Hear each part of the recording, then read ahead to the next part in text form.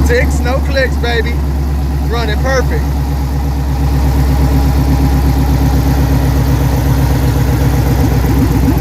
You hear the cam.